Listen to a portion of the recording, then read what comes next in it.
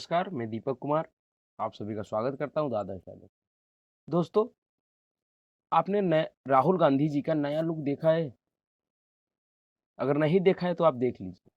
जी हाँ, दरअसल यह लुक राहुल गांधी जी का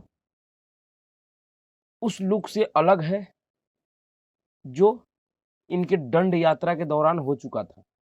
दरअसल अब हम ये कह सकते हैं कि राहुल गांधी ने जो अपने दंड यात्रा यानी भारत जोड़ो यात्रा के समय में कहा था कि मैंने उस राहुल गांधी को मार दिया। दरअसल जो मरा हुआ राहुल गांधी था वो दोबारा से वापस आ गया है। ये समझिए कि अब वो फिर से वही पुराना वाला राहुल गांधी आ गया है। तो यह राहुल गांधी अभी कहाँ है? जी हाँ, जैसा कि इस देश के लोगों को उम्मीद है और हमेशा यह विश्वास होता है कि राहुल गांधी जी चाहे भारत में कोई भी ऐसा चुनाव हो, उस चुनाव के बाद, चुनाव के तुरंत बाद इनको विदेश जाना अत्यधिक ज़रूरी हो जाता है, क्योंकि इनका जो प्रोपेगेंडा है, वो विदेश से ही चल पाता है। दरअसल कांग्रेस पार्टी अब इस देश में सीधे तौर पे भारतीय जनता पार्टी को नहीं हरा पा रही है, नरेंद्र मोदी को नहीं हरा पा रही है, तो अब कांग्रेस पार्टी ने विदेशी धरतियों का सहारा लेना शुरू कर दिया है। लेकिन शायद ही वि शायद विदेश से भी चलाया गया प्रोपेगेंडा इनका काम नहीं आ रहा है, क्योंकि यह लगातार पिछले जब से नरेंद्र मोदी की सरकार भारत में बनी है 2014 से, उसके बाद से लगातार तमाम चुनावों से पहले या चुनावों के बाद विदेशी धरती पे जाते हैं और भारत के खिलाफ तमाम अनर्गल बातें करते हैं और ये सोचते हैं कि इससे भारत के लोगों के ऊपर कोई फ़र्क पड़ेगा। पर घंटा फ़र्क नहीं पड़ता है इन जैसे राहुल गांधियों के विदेशों में बैठ के ज्ञान देने से। क्योंकि भारत के लोग समझता है कि ये लोग सिर्फ़ और सिर्फ़ चीनी दलाल हैं। और मैं ऐसा क्यों कह रहा हूँ? क्योंकि राहुल गांधी ने आज उस अपने विदेश दौरे पे ब्रिटेन की कैम्ब्रिज यूनिवर्सिटी में जो अपना महान बेवकूफ़ी भरा ज्ञान बाँट रहे हैं, उसमें इन्होंने कई सारे ऐसे बात कहे हैं, जिसको अगर आप सुनिएगा और समझिएगा तो आपको समझ में आएगा कि दरअसल राहुल गांधी वही काम कर रहे हैं और ये भारत में भी लगातार उसी एजेंडे पे चल रहे हैं, जिस एजेंडे पे इन्होंने 2008 में कांग्रेस पार्टी और चीन की कम्युनिस्ट पार्टी एक ईएमयू पे समझौता किया था, हस्ताक्षर किया था और समझौता किया था, पता नहीं वो कौन-सा समझौता था जो आज तक देश को इन्होंने नहीं बताया, कोई कांग्रेसी नहीं बताया। पर राहुल गांधी उसी के ऊपर काम कर रहा है और उसका खुलासा आज इन्होंने किया है। इन्होंने कहा है कि चीन एक बेहद ही शांति प्रिय देश है और इन्होंने कहा कि भारत में बहुत ज़्यादा नफ़रत है, भारत में लोकतंत्र नहीं है। शर्म नहीं आती इन जैसे नेताओं को यह बोलते हुए कि भारत में लोकतंत्र नहीं है। जो लोग भारत में बैठ के और भारत के साथ-साथ विदेशी धरती पे बैठ के भी भारत के सरकारों और भारत के प्रधानमंत्री को खुल्लम-खुल्ला गाली देते हैं, जिनके नेता प्रधानमंत्री के लिए कहता है कि मोदी तेरी कब्र खुदेगी, नरेंद्र मोदी के पिता को गाली देते हैं, फिर भी इनके ऊपर एक मामूली सी कार्रवाई हुई, वो भी एक मामले में, कम से कम 100 मामले होते हैं तो जाके एक मामले में सिर्फ इनके ऊपर कार्रवाई होती है, वो भी मामूली कार्रवाई। और जिसके ऊपर इस देश का सुप्रीम कोर्ट कांग्रेस पार्टी के ऊपर इस तरह से मेहरबान होते हैं, उस देश के लिए कह रहे हैं कि भारत में लोकतंत्र नहीं है, खतरे में है लोकतंत्र। अब कैसा लोकतंत्र राहुल गांधी चाहते हैं? और ये विदेशी धरती पे बैठकर चीन के लिए कह रहा है कि चीन शांति पसंद देश है, वहाँ की सरकार एक कॉर्पोरेशन की तरह काम करती है। जिस चीन के लिए धरती पे हर एक देश जानता है कि चीन एक कम्युनिस्ट पार्टी के शासित तानाशाही गणतंत्र है, जहाँ लोकतंत्र नाम का कोई चीज़ नहीं, शांति नाम का कोई चीज़ नहीं है। किस तरह से उस चीन में उस रोहिंग्या मुसलमानों के ऊपर कैसे-कैसे अत्याचार होते हैं, कितने बड़े-बड़े चीनी उद्योगपति को 1 मिनट में गायब कर दिए जाते हैं चीन सरकार की आलोचना करने के लिए। न जाने कितने चीनी उद्योगपति अब तक गायब हो चुके हैं, जिनका कोई अता पता नहीं है, सिर्फ और सिर्फ सरकार की आलोचना के लिए। उस चीन को राहुल गांधी विदेशी धरती पे बैठ के कह रहे हैं कि चीन शांति पसंद देश है। जिस चीन में आए दिन कोई ना कोई आंदोलन चाइनीज सरकार के खिलाफ होता रहता है, जिस चीन का अपने किसी भी पड़ोसी देश के साथ अच्छा व्यवहार नहीं है, हर एक देश से उनकी लड़ाई है, उनके बीच में तनावपूर्ण स्थिति है, उस चीन को ये कह रहे हैं कि चीन शांति प्रिय देश है। तो ये चीन इस तरह का बयान कोई चाइनीज दलाल ही दे सकता है।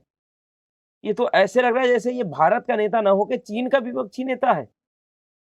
जिस तरह से चीन का तारीफ कर रहा है और भारत को गाली दे रहा है विदेशी धरती में बैठ के, भारत को नीचा दिखाने का काम कर रहा है। कितना झूठ बोल रहा है। अब राजनीति में इन जैसे झूठों नेताओं की कमी नहीं है। किस बेशर्मी के साथ ये लोग राजनीति के लिए झूठ बोलते हैं, अपने ही देश को गाली देते हैं विदेशी धरती में बैठ के, अपने ही देश की छवि को खराब करते हैं, और फिर इनको शर्म नहीं आती है फिर भी किस तरह से झूठ बोलते हैं। इन्होंने एक मुद्दे पे और झूठ बोला कि मेरे फोन में पेगासस था। मुझे एक जांच अधिकारी ने बताया, खुफिया एजेंसी का अधिकारी ने बताया।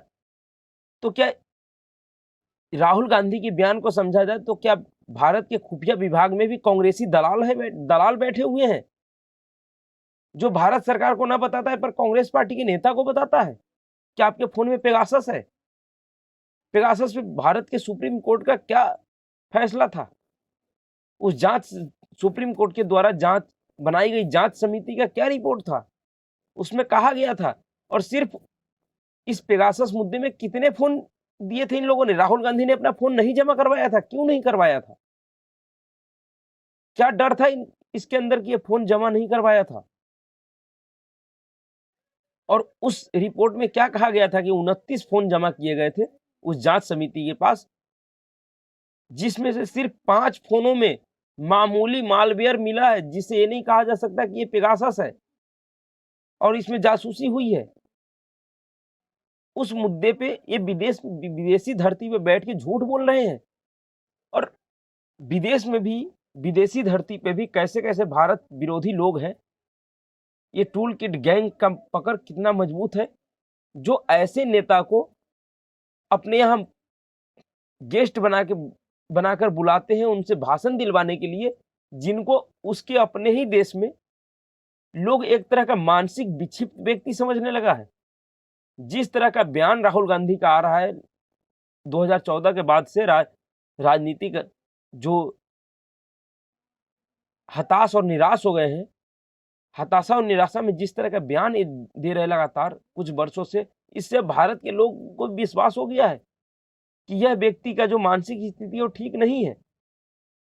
और ये जिस तरह का बयान देते हैं विदेशी धरती पे बैठ के कि भारत में नफरत का माहौल है, तेल छिड़का जा चुका है, सिर्फ माचिस लगाने की जरूरत है, पूरे भारत में आग लग जाएगा, एक विचारधारा थोपने की कोशिश हो रही है और इसका प्रतिक्रिया बहुत बुरा आएगा। आ तो रहा है प्रतिक्रिया। आज तमिलनाडु से बिहारी मजदूरों को, हिंदी भाषी लोगों को मार मार के भगाया जा रहा है। ये इन्हीं लोगों का देन है, ये इन्हीं राहुल गांधियों का देन है, ये उसी दंड यात्रा का देन है कि आज तमिलनाडु में फिर से भाषाई युद्ध छिड़ गया है। ये संयोग नहीं हो सकता है कि जिस तमिलनाडु से एक कांग्रेस पार्टी का दंड यात्रा शुरू हुआ था, उसी तमिलनाडु से इस तरह की घटनाएं सामने आ रहा है। और उस घटना पे दरअसल मोदी विरोध में भारत के जो नेता है, जो विपक्षी दल है, वो इस तरह अंधे हो चुके हैं कि मोदी को हटाने के लिए अपने प्रदेश के लोगों की हत्या पे भी नहीं बोल पा रहे हैं, उनके खिलाफ हो रहे दुर्व्यवहार पे भी वो नहीं बोल पा रहे हैं, और उस हत्या, उस दुर्व्यवहार को झूठा बता रहे हैं। ये अभी जो घटना तमिलनाडु में हो रही है, उस घटना को बिहार सरकार ने खारिज कर दिया है, कह रहा नहीं ये सब झूठी अफवाह है। जबकि तमिलनाडु में जो भी बिहार के मजदूर हैं, जिनके भी जानने वाले हैं, वो खुद आप फोन करके पूछ सकते हैं। या आपके आस पड़ोस में अगर कोई आया है तो आप उनसे पूछिए कि क्या ये खबर झूठी है। वो खुद कह रहे कि नहीं ऐसा कुछ नहीं, ये सत्य खबर है और इस तरह की घटना हो रही है तमिलनाडु में। लेकिन मोदी विरोध में बिहार के राजनीतिक दल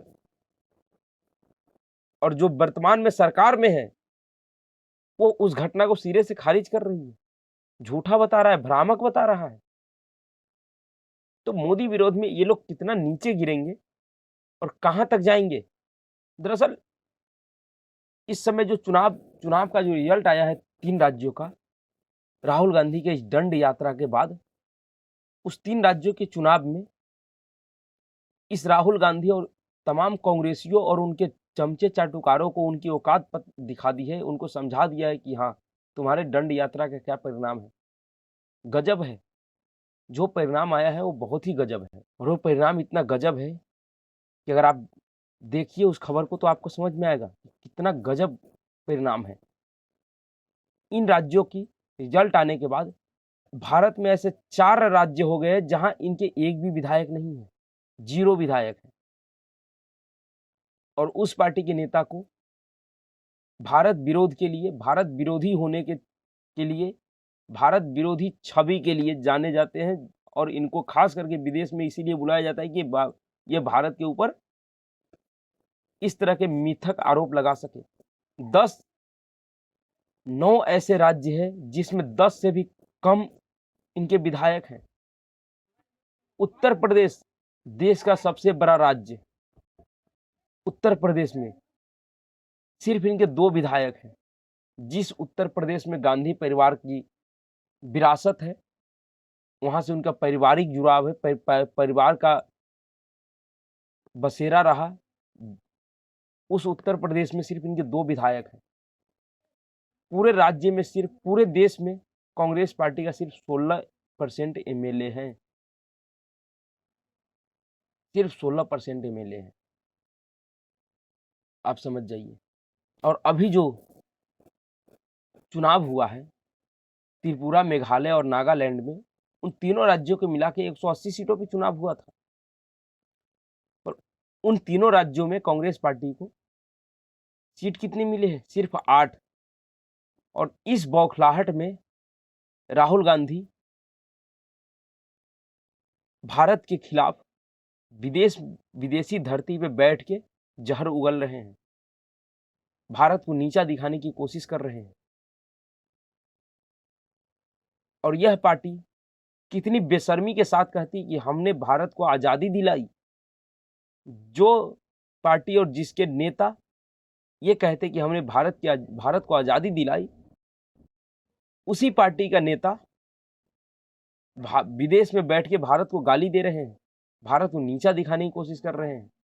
इस सब जो अभी कर रहा है राहुल गांधी, इससे यह समझा जा सकता है कि जो प्रधानमंत्री नरेंद्र मोदी ने इन लोगों के लिए कहा था कि ये लोग राजनीतिक तौर पे हताश और निराश हो गए हैं और उसी हताशा और निराशा के चक्कर में देश से लेके विदेश तक में सिर्फ राहुल गांधी नहीं, कांग्रेस पार्टी के जितने भी नेता हैं वो सब के सब इस तरह के बेतुका बयान दे रहे हैं, इस तरह के अनर्गल बातें कर रहे हैं कि अब देश के लोग भी समझ रहा है कि यह भारत में राजनीति नहीं कर रहा है, दरअसल वे भारत को तोड़ने की कोशिश कर रहा है।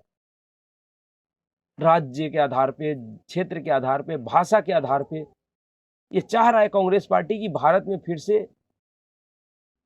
1947 से पहले वाली स्थिति हो जाए।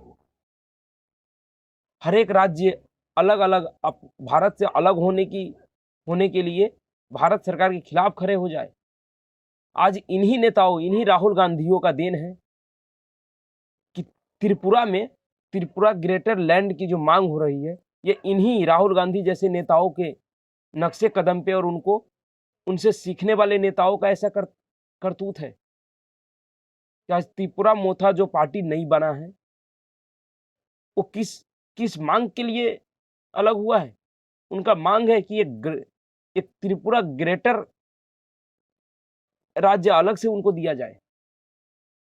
एक तो पहले से ही छोटा सा राज्य है त्रिपुरा, 60 विधानसभाओं का सीट है उसमें भी एक अलग राज्य होना चाहिए। तो समझ में आता है कि जब ये राहुल गांधी ये कहते हैं कि भारत राष्ट्र नहीं, यूनियन ऑफ स्टेट है, अलग अलग राज्यों का एक संग्रह है, जिसके ऊपर एक तरह का विचारधारा नहीं थोपा जा सकता। अगर विचारधारा थोपिएगा तो उसका अलग अलग रिएक्शन आ सकता है। तो दरअसल ये बार बार एक कोशिश कर रहे हैं कि किस तरह से भारत में भाषा, संस्कृति, सभ्यता के नाम पे अलग अलग राज्य भारत से अलग होना शुरू हो जाए, बढ़ जाए, भारत को ये सीधा सीधा भारत को तोड़ने की कोशिश कर रहे हैं राहुल गांधी और कांग्रेस पार्टी, और यात्रा चलाते हैं भारत जोड़ो का, लेकिन इनका काम पूरा पूरा भारत तोड़ो का है। यह समझना बहुत जरूरी है। और जो ये विदेशी धरती पे बैठ के कर रहे हैं, भारत के खिलाफ प्रोपेगेंडा, झूठ बोल रहे हैं, उससे कांग्रेस पार्टी तो रसातल में चली जाएगी, पर भारत में बहुत से ऐसी ताकतें खड़े हो जाएंगे जो अपने अपने क्षेत्रों के लिए आवाज उठाना शुरू करेंगे कि हमारा क्षेत्र अलग होना चाहिए। आज पंजाब में क्या है? पंजाब में भी वही स्थिति है। जो भाषा राहुल गांधी बोलता है कि भारत एक यूनियन ऑफ स्टेट है, भारत कोई देश नहीं है, कोई राष्ट्र नहीं है, वही भाषा पंजाब में वो खालिस्तानी आतंकवादी अमृतपाल सिंह बोल रहा है कि हम भारत को देश नहीं मानते हैं, भारत का जो देश होने का जो सोच है हम उसे नहीं मानते हैं, हम उसमें विश्वास नहीं करते हैं। पंजाब एक अलग अलग स्टेट है, अलग देश होना चाहिए पंजाब। समझिए कितने खतरनाक एजेंडा पे राहुल गांधी चल रहे हैं और किस तरह से धीरे धीरे ये अपने एजेंडा को आगे बढ़ाने की कोशिश कर रहा है, सिर्फ और सिर्फ सत्ता के लिए। क्योंकि इनको लगता है कि हम जिस परिवार में पैदा हुए उस परिवार का लोग सीधे प्रधानमंत्री बन सकता है, और नहीं बन रहा है, इसलिए भारत को तोड़ो, किसी भी तरीके से भारत का प्रधानमंत्री इनको बनना है। जिस तरह से इनके नाना जी ने प्रधानमंत्री बनने के लिए एक देश को 2 टुकड़े में बांट दिया, उसके बाद प्रधानमंत्री बना, उसी तरह से अब ये सोच रहे हैं कि प्रधानमंत्री बनने के लिए चाहे भारत के कितने भी टुकड़े में बांटना पड़े, बांट दो, तोड़ दो, पर हमें प्रधानमंत्री बनना है। तो इनके इस एजेंडे को समझने की जरूरत है और इससे हर एक भारतीयों को सावधान रहने की जरूरत है कि किस तरह का एजेंडेबाज और विदेशी ताकतों के ऊपर चलने वाला ये व्यक्ति है। ये भारत के लिए पूरे के पूरे भारत के लिए 100% ये स्लो पॉइजन का काम कर रहा है। कोई भी भारतीय नेता जिनका लगाव भारत से होगा, भारत के लिए अगर वो अच्छा सोचेगा, तो भारत के खिलाफ इस तरह के बयान कभी नहीं, कहीं नहीं देगा। राजनीति करना एक अलग बात होता है, पर अब आप अपने राजनीति के चक्कर में अगर देश तोड़ने पे लगे हुए हो तो यह किसी को स्वीकार्य नहीं होगा और इसका समर्थन कोई नहीं करेगा। तो अभी के लिए इतना ही। नमस्कार। अगर आपको वीडियो अच्छा लगे तो वीडियो को लाइक कीजिए, शेयर कीजिए और चैनल को सब्सक्राइब जरूर कीजिए।